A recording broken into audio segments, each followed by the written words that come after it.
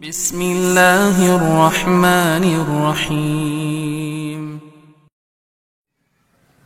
Dalam satu hadis Rasulullah SAW sebutkan, tatkala timbul fitnah, engkau melihat ya hawan muttaba'an, ya syuhun muta'an, wa ijabu kullu ra'yin kullu syakhsin bi ra'yihi, kullu mar'in bi ra'yihi. Engkau melihat hawa nafsu diikuti, rasa pelit yang ditaati, orang masing-masing ujub dengan perkataan dia. Sekarang zaman seperti itu ada orang seperti itu. Orang komentar bangga dengan komentarnya, wah itu berbagai macam lah. Nabi mengatakan, "Alaika bi khosati nafsik." Maka sibukkanlah dengan privasimu. Sibukkanlah dengan privasimu. Ya ikhwan, sejauh mana kita meninggalkan privasi kita, sejauh itu kebahagiaan akan hilang dari kita. Ya. Ustaz, berarti kita enggak boleh ngurus orang banyak? Boleh kalau Anda memang berkompeten di situ, silakan. Kalau Anda jadi gubernur yang baik, benar-benar habiskan waktu untuk mengurus masyarakat, insyaallah Allah kasih kebahagiaan. Anda memikirkan kebahagiaan orang lain, Allah akan kasih bahagia sama Anda. Al jaza' min jinsil amal. Balasan sesuai dengan perbuatan. Orang sibuk ngurusin anak yatim, enggak apa-apa, sibukin diri, enggak apa. Berarti itu perkara Anda yang Anda perhatikan. Anda ingin memberikan kebahagiaan kepada orang lain, Allah akan berikan kebahagiaan kepada Anda.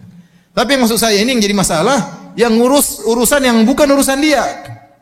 Ya. Pingin tahu segala urusan, pingin tahu segala berita, pingin tahu segala informasi. Padahal bukan urusan dia. Kata Nabi SAW, min husni islamil mar'i tarkuhu ma la ya'ni.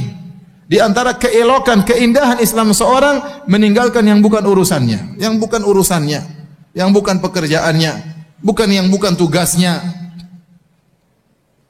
Sekarang ada seorang misalnya, taruhlah, ya, kerja entah mungkin jualan es cendol, mungkin jualan sayur, di Facebook, Instagram semua dia ikuti, berita-berita semua dia ikuti. Buat apa ya akhi? Sudah urus itu sayur dengan baik, urus itu es cendol dengan baik, ya, urus itu toko dengan baik. Bukan urusan Anda untuk mengetahui segala permasalahan. Ustaz, tapi kita kayak ingin tahu berita. Saya bilang, saya ini sudah mencoba. Saya ingin tahu banyak berita. Benar ada manfaatnya. Manfaatnya ada, tapi kemudaratan lebih besar. Waktu terbuang. Sekarang waktu kita, saya tanya antum, waktu kita untuk Facebookan banyak atau tidak? Banyak. Apalagi sudah masuk, lihat berita, sudah pegang HP, enggak berhenti. Berita. Kiriman dari teman. Nanti punya teman 1000 orang. Satu hobi makan, satu hobi mancing, satu hobi ini. Dia kirim berita semua kita. Ente buka berita mancing, berita makan, berita ini. Berita kecantikan, berita kue, berita jualan, berita online, berita politik, ya, berita kesehatan. Ya, baca terus, nggak terasa 1 jam lewat, 2 jam lewat. Belum kalau sudah masuk dalam perdebatan, komentar, baca komentar, naik lagi, scroll bawah, scroll atas. Waktu habis banyak. Debat lagi sama orang di situ di Facebook, debat bantah-bantahan, ternyata yang didebat bencong. Habis waktu. Facebook ini bikin waktu habis banyak ya. Saya saja mau niatnya untuk dakwah saja terjebak juga seperti itu. Apalagi yang niatnya cari akhwat. Ya, malah waktu kita terbuang. Bagaimana mau bahagia? Ente mau bahagia itu bukan dengan dengar banyak berita. Sebagian orang putar depan TV, berita ini, TV ini, pembunuhan, perampokan, pemerkosaan. Kira-kira bahagia enggak gitu? Kira-kira ente secara logis bahagia enggak orang seperti itu? Ini mas, duduk. Mas, suaminya juga ketakutan. Panggilan aja lagi nonton, semuanya nonton. Gimana? Apa bahagia seperti itu? Ini kan buat hati-hati Ustaz. Benar, saya bilang tadi, bukan berarti enggak ada manfaat, ada manfaatnya. Tapi mudaratnya terlalu besar. Habis waktu dengar berita yang macam-macam, dengar kerusakan, aduh kasihan. Timbul was-was yang berlebih-lebihan, timbul ketakutan yang berlebih-lebihan. Kurang tawakal kepada Allah Subhanahu wa taala. Setelah saya timbang-timbang, saya pikir, sudahlah saya tinggalkan itu semua.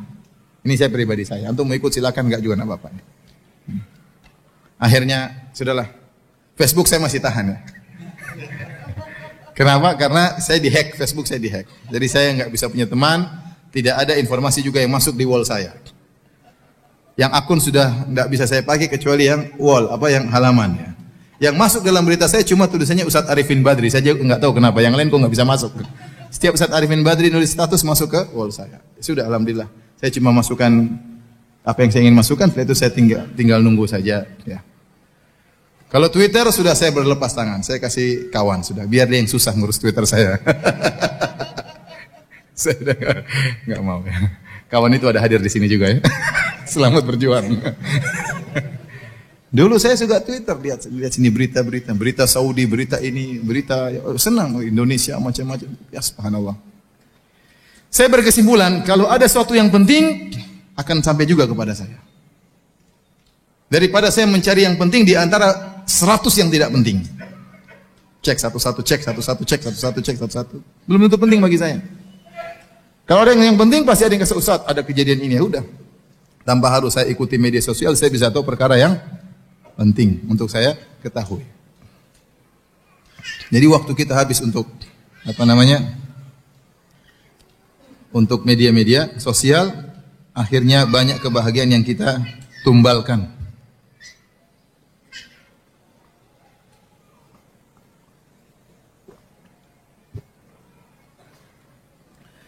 Jadi hadirin dan hadirat yang dirahmati Allah Subhanahu wa taala, waktu untuk Facebook banyak terbuang, untuk Twitter banyak terbuang, untuk WhatsApp juga banyak terbuang. Saya ingatkan kepada para ikhwan, jangan terlalu banyak grup dalam WhatsApp.